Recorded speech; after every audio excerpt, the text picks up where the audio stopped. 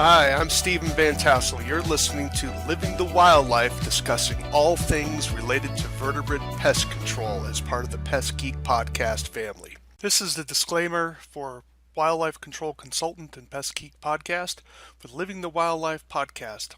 Always follow national, state, provincial, and local laws when using pesticides and or other control methods to manage pests. Wildlife Control Consultant, LLC, Pest Geek Podcast, Living the Wildlife Podcast, Stephen M. Van Tassel, or their or his affiliates are not responsible for followers' use of the information provided here. Hi everyone, Stephen Van Tassel here, Wildlife Control Consultant, bringing another episode of Living the Wildlife as part of the Pest Geek Podcast family. Hey, glad to have you on board. I hope you're doing well. I'm doing a podcast here, sort of not quite midweek, but pretty close. So I'm got some traveling to do and had some time, so therefore I thought I would get this out while I had a little bit of a break. Do take a few moments, if you would, to subscribe to the channel and ring the bell. And if you could give us a 5-star review, we would be most grateful for that. You can also reach out to me at wildlifecontrolconsultant@gmail.com. That's wildlifecontrolconsultant@gmail.com. Love to hear your thoughts, comments, suggestions for other shows.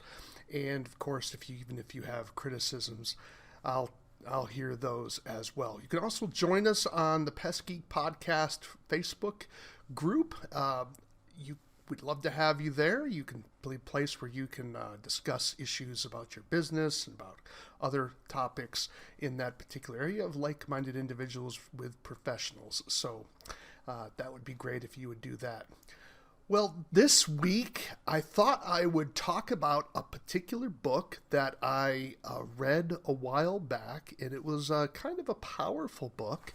So let me pull that up for you. And so the topic this week is a little bit about communication and how we need to work on that, and how do we have what's known as fierce conversations. Now, that isn't the term I use. That's actually the title within the book that I read. But the fact of the matter is a lot of people do have challenges when it comes to communication. And so, and I would agree that sometimes what people mean when, well, we're having trouble communicating, what they really mean by that is that they're having trouble convincing the other person to their point of view.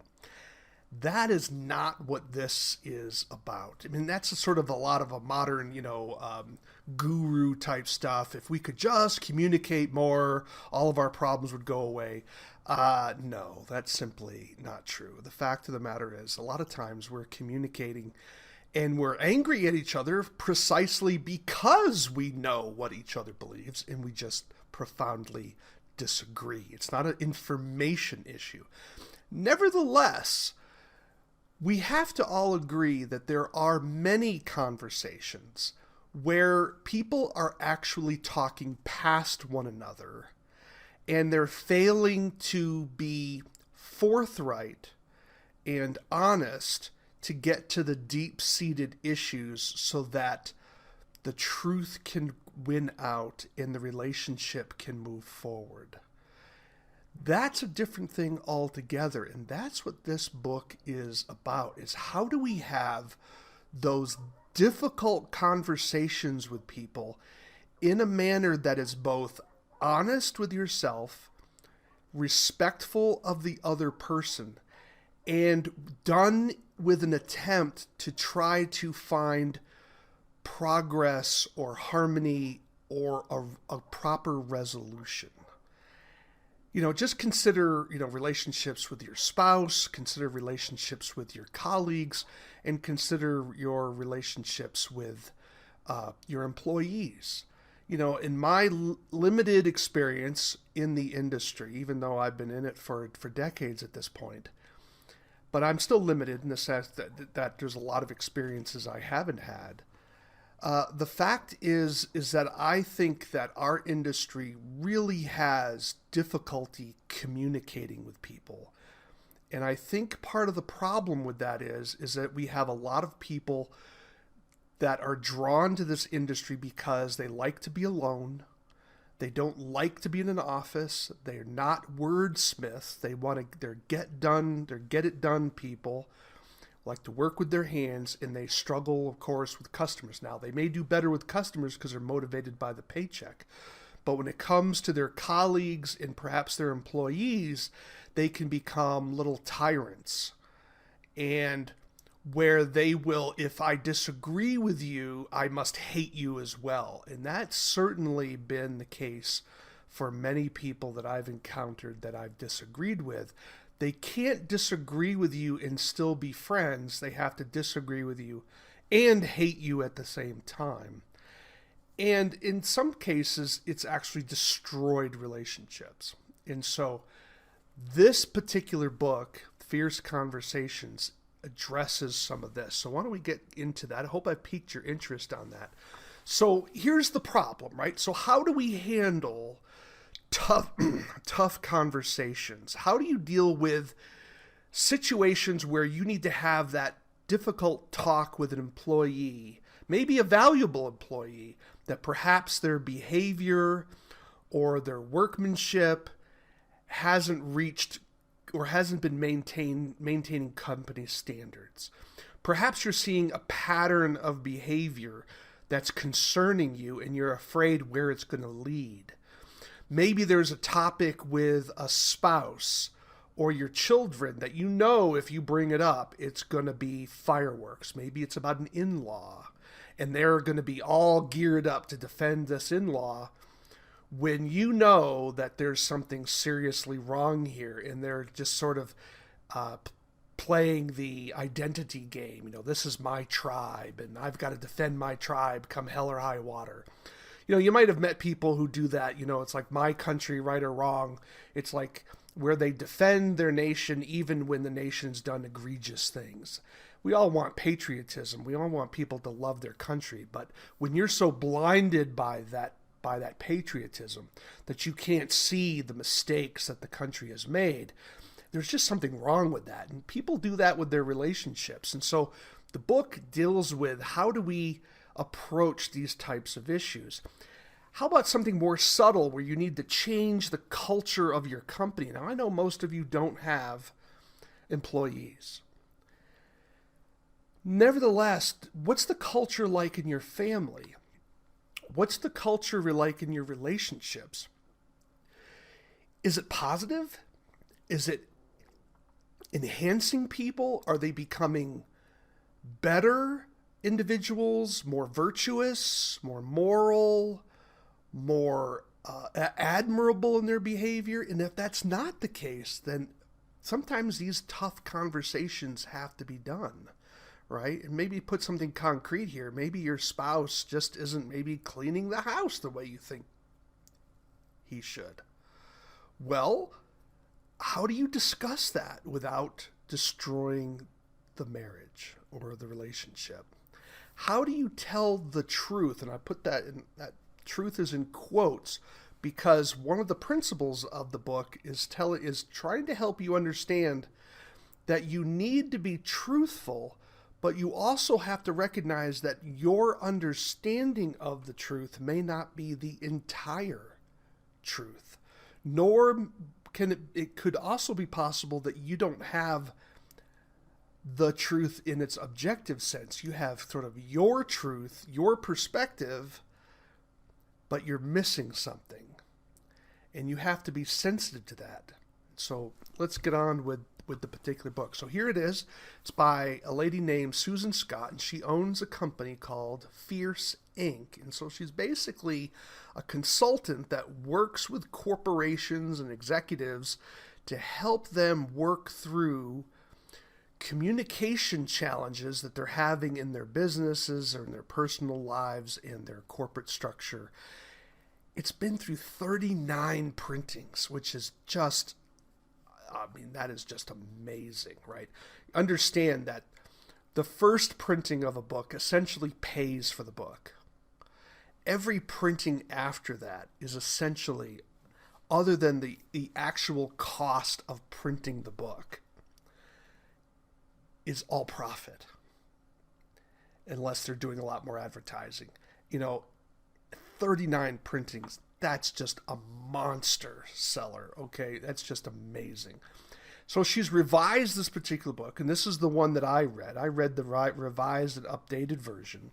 And so notice what it says, for those of you listening. It says, Fierce Conversations, Achieving Success at Work and in Life, One Conversation at a Time, by Susan Scott. National bestseller. She's revised it, and so this is the particular book. It was last published in 2017. So it's not that old, only 6 years old with the year that I'm recording this particular podcast. So she begins by talking about the challenges about the truth. And I've already hinted at this already. And that is when you have, let's say something angers you. You have an employee who's done something and it's just really ruffled your feathers. It's just enraged you.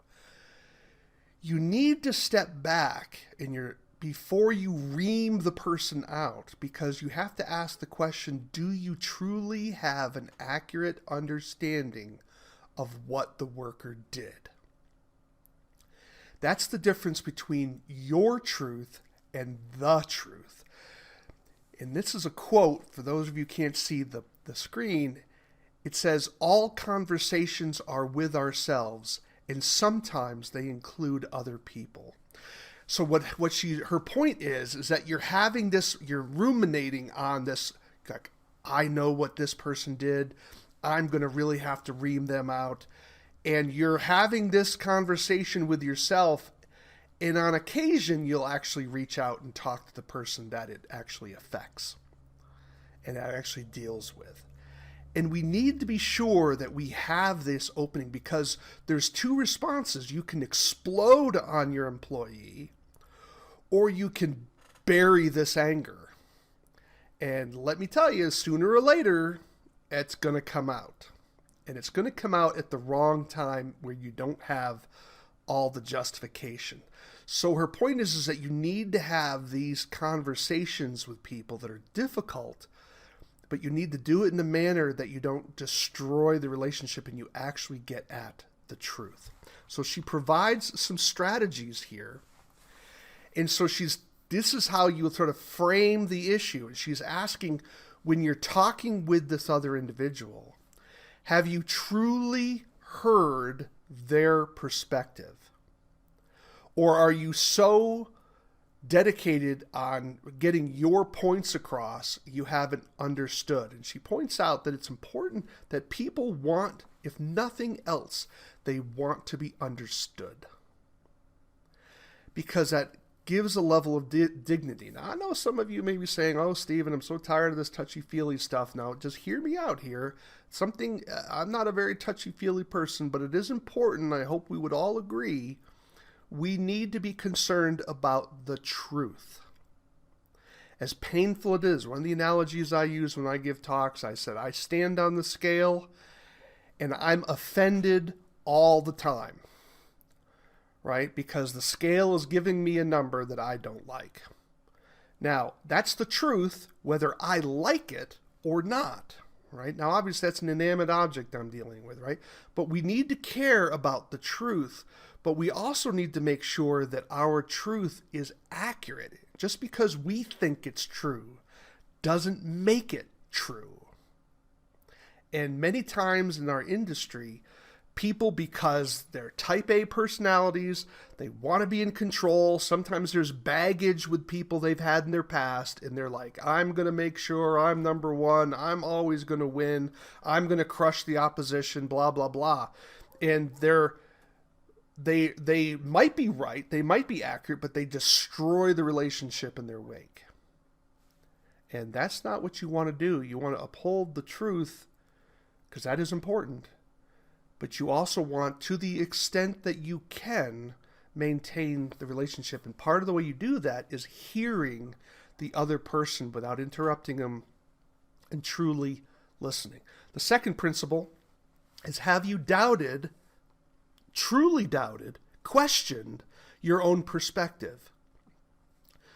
Now, perhaps the worker did do something wrong. But do you have the full context as to maybe why they did something wrong? Did they break the rules, let's say company policy, but did they do so for an understandable, may not be justified, that's not my point, it may not be justified, but it may soften the point that at least you knew that their heart was in the right place or their mind was in the right place. It just still violated something that was still, it wasn't enough of an exception to violate your rule. Because understand that when we're criticizing people, we're hardwired to defend ourselves. And she uses this phrase, defend, deny, deflect. Not only do the people that we criticize behave that way, we do it ourselves. I know I'm right. I know what I'm saying is true. And you defend, deny, deflect. Well, I thought it was this way. And then you try to excuse yourself. And she's trying to say, look, check yourself and make sure when you have these honest conversations with people, or fierce conversations, these are conversations over important issues. It's not about, oh, what's the weather like today? Important issues. Are you sure you're checking yourself? And one of the things she asks you to do, and that is, what are you pretending not to know? And her point here is that sometimes we know our perspective is incomplete, but that interferes with what we want to do. We want to ream this person out, or we want to just bury the conversation. And what are we pretending not to know? Because we just don't want to know that maybe we need to fire this person. Maybe we knew that we shouldn't have hired him to begin with, but we were desperate and hired him anyways. And now we're trying to fight ourselves and not acknowledge the fact we made a mistake. So it cuts both ways, right? So what are you pretending not to know?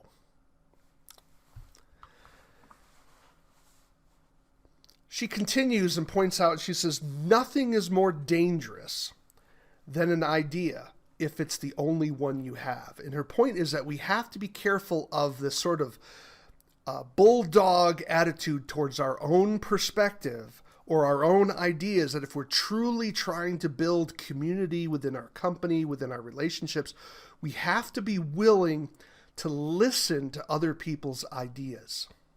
And again, that's very hard for people who are type A personalities. If you're self-employed, you are a type A personality. Don't tell yourself that you're not. You are.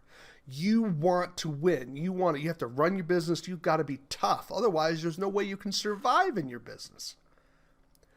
But the danger to that positive trait is that you also think you're right all the time, and you shut down comments from your employees, comments from your family.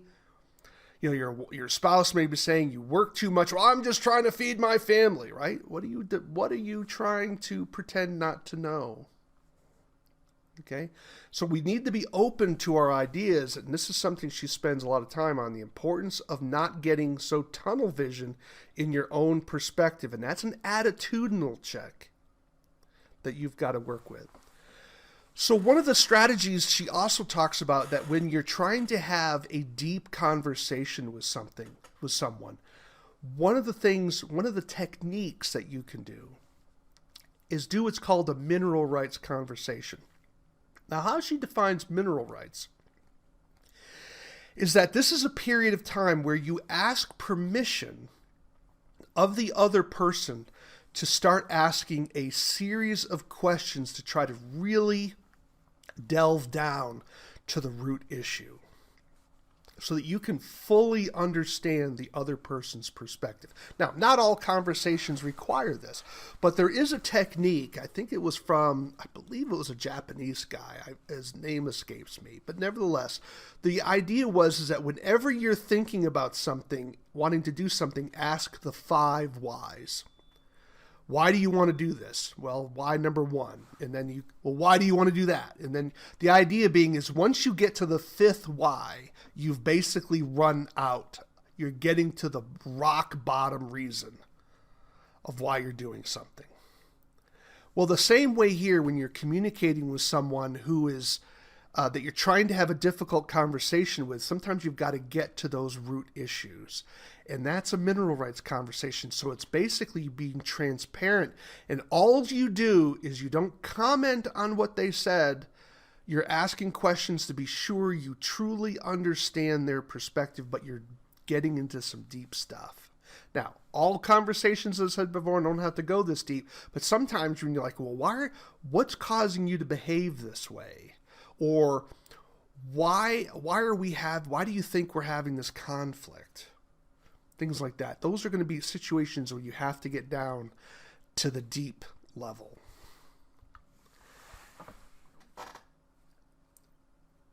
How do we distinguish between feedback and confrontation? So you as an owner, if you have employees, or if you're a parent with children, you are going to need to provide some feedback to provide some corrective education. Now, feedback is not condemnation. It's not punishment. It's sort of like a coach. You're trying to reflect on this person's behavior or actions to help them understand maybe there was a better way of going about doing it. So she gives, how do we differentiate between feedback and confrontation? Is where you are rebuking someone for what they're doing. And so she has these ideas. So a feedback is when you're talking to someone about a behavior that hasn't happened before, or you're talking with someone who has a behavioral behavioral pattern that could become a problem in the future. It's not a problem now, but it could be a problem. Or feedback occurs when a mistake was made and they need to gain some insights. Okay, that would be feedback. Confrontation, on the other hand, is when you are attacking a pattern of behavior that's negative, or a piece of behavior that's so egregious, you have got to address it. If one of your workers just walked up to a client and just punched him in the face, that clearly would be a confrontation moment, right? Or the mistakes keep happening that are damaging the relationship. In other words, it hurts you so deeply when these things occur, you have to say, hey, I've got to give you a check at this point. We've got to work this out. So when we're having these conversations, whether we're doing feedback or whether we're doing confrontation, we have to be careful of certain types of language that we need to avoid. One of them, and by the way, this is very important if you're involved in long-term relationships or if you're married, you want to be sure you avoid these things because this can be poisonous to a marriage. Blaming. This is all your fault. You want to avoid that, even if it's true. You want to avoid that because then what's the person going to do? They're going to deny, deflect, defend, right? Name calling. You should never get down to an issue of name calling. You're an idiot. You're a moron. That never goes well. Sarcasm is not the place for these types of conversations. Well, aren't we, Mr. Intellectual? That doesn't help, and it puts people on the defensive. Threatening people, where you want to keep your job, or if I see that one more time, I'm divorcing you, blah blah blah. Those are you're doing cliff, and what happens is it raises people's hackles, and they're like, oh yeah, I'll throw the gauntlet down. Let's go. I'll call your bluff. Exaggerating, where you say, you always do this. And it's just simply not true, right? No one's that consistent. Where you're bringing up the past, it's sort of like, like you're mining the past. It's like, I remember what this is just like the time you did this. And so the person makes one mistake, but then you basically unload the whole basket or luggage of things that you've held in and didn't talk to about, and you just basically garbage dump on them. That's bringing up the past. Or you try to do a public humiliation. Compliment in public, rebuke in private. Try to defend people's saving face. Help them save face so that they can maintain some level of dignity. Otherwise, their emotions will not allow you to continue the conversation. They'll stand there, but they won't listen to you like you would need them to. So how should we talk? If we have examples of how we shouldn't talk, how should we talk? Well, talk with people, not at them. And you kind of know the difference. Tell them specifically what you like about them or what you love about them. Don't just tell someone that you love them. Give them an example of why you love them. What did they do that brought joy to your life? Make sure you're truly listening to the other person that you're talking with. Ideally, these conversations occur in person. Try to avoid doing it online or over telephone, but sometimes that's not always possible, but you want to the extent that you can. Own your part of the problem. If you think that you have some part, maybe it's only 20%, own your part of the problem, because then you're trying to restore relationship. You're trying to improve the relationship and move your company forward. It's not just about winning. Do you want the relationship or do you want the win? And that's a tough question. We want to affirm the truth, but sometimes the relationship is going to be more important than you just sort of dotting that last I and trying to make sure that this person, that you force them to swallow what you're telling them. And also when you're speaking, can you understand? Doesn't mean you agree, but can you understand the other person's point of view?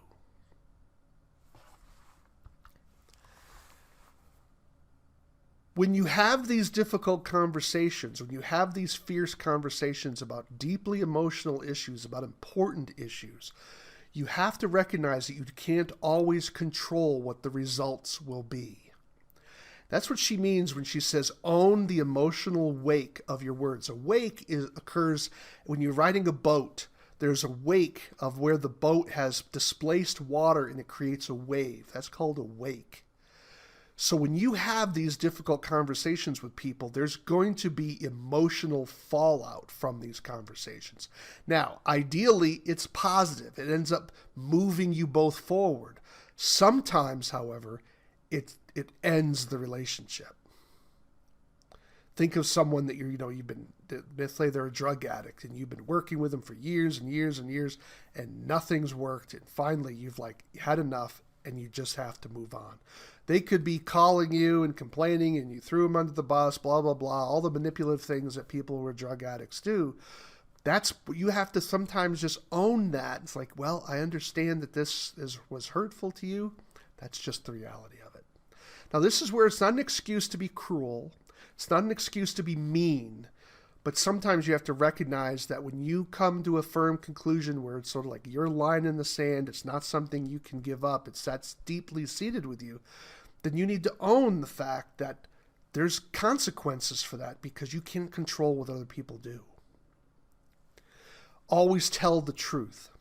Tell what you believe to be true to the extent that you're aware of it. And that's important. You need to have honest conversations. It doesn't mean you're 100% right. It means that whatever you believe to be true, that's what you're saying. Is you're not trying to game the system. Well, I'm going to lie here and lie there and try to manipulate the whole thing. That's not what you're supposed to be. And then always remember, to the extent that you can, be kind. You want to try to help people maintain their dignity. I mentioned that multiple times, and you want to avoid those bad terms. You can have difficult conversations without name calling, without demeaning people, but just saying, this is my line in the sand, I've had enough. I can't do this anymore unless something changes. We want to be sure that we're reflecting on our own selves. We want to make sure that what we believe is true. And so this gets back to we want you to tell the truth, but we want you to think critically about what you believe. Do you have all the facts? Do you truly understand the other person's perspective? Or have you elevated your perspective into the total godlike truth? Now, you may be right, but you want to be sure you take that moment and really reflect about what you're doing and what you're saying. Are you right? Or are you partly right? So she says, we believe the stories we tell ourselves about others. That's a great little quote because it forces us Do we truly understand what this other person did? Reflect on your own biases. And this is something that's very hard for people to do that haven't gone through systematic education. Because in education, one of the things that happens is you have a teacher who has control over your grades, and they're giving you a different perspective, and you may not like their perspective, but you have got to at least understand their perspective in order to pass the class.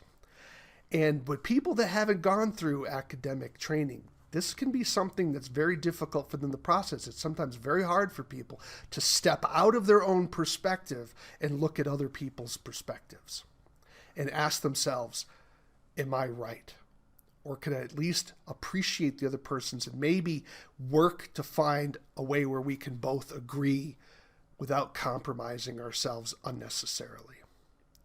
That's hard work. It's easier just to pound the table. I'm the boss. I'm the husband.